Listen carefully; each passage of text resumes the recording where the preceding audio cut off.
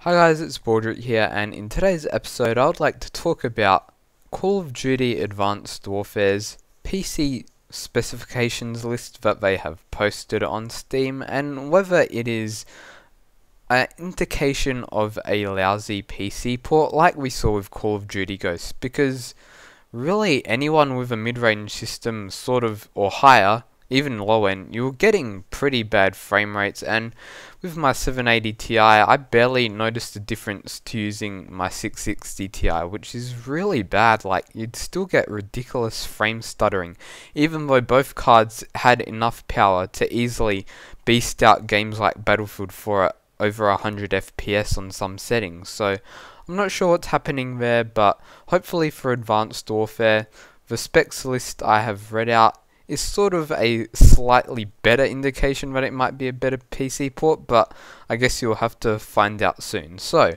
what we've got is, for the minimum requirements, a Windows 7 64-bit or higher operating system, a Intel Core i3 or AMD Phenom 2 X4 810 at 2.6 GHz. So i3 or that lower end AMD processor, and then we've got the memory, which is 6 GB of system RAM to run a game.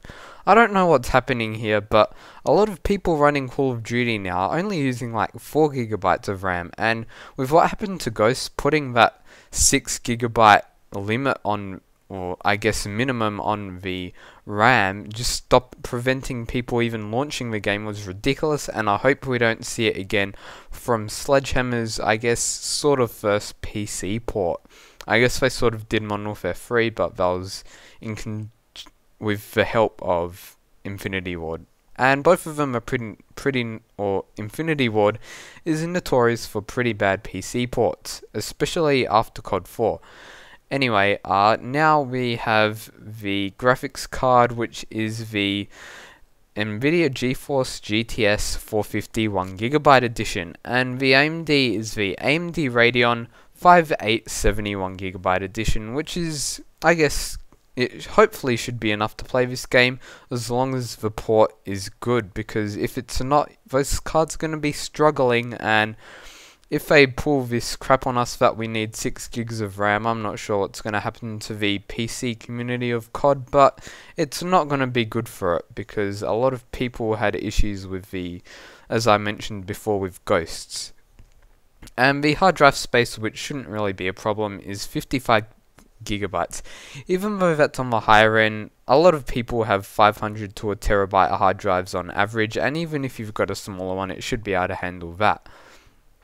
And then we have the, I guess, recommended specs. So obviously same OS, we're jumping the processor from a i3 to a i5 Sandy Bridge 2500K, which is a pretty beast processor. It's got 4 cores and it should handle any game. So obviously they're recommending it. Then we have another, I guess, sort of bullshit spec here, which is the 8 GB of system memory for recommended RAM. It's like, what? It shouldn't make a difference whether you're running 4, 6 or 8 gigs when you're playing a game. It really shouldn't.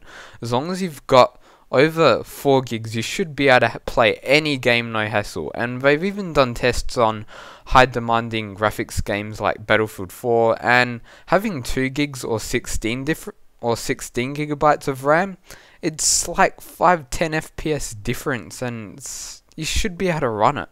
So I'm not sure what's happening there. Maybe they should have said recommended RAMs like 6 gigabytes and the minimum's 4, but they've really stuffed up the RAM. But for the graphics card, I'm not sure what they're doing here, but they're saying a 4 gigabyte RAM variant of the GTX 760. Now keep in mind that the GTX 780 and 780 Ti only use 3 gigs of RAM.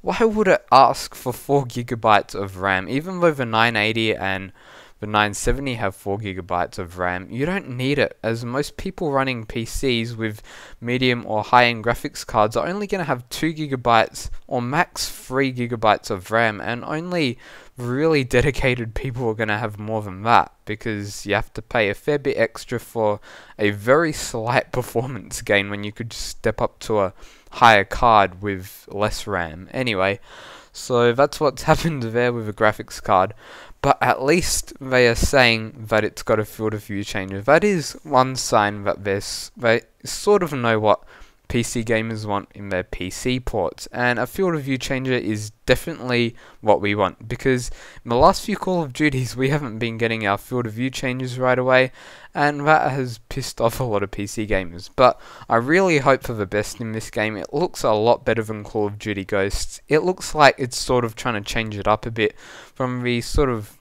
I guess, dull Call of Duty style that Ghosts, I guess, had, and hopefully something more bright like Black Ops 2 or even Modern Warfare 2. It was a bit dull, I guess, but it was a sort of lively game that I enjoyed playing, and I hope Advanced Warfare does that as well.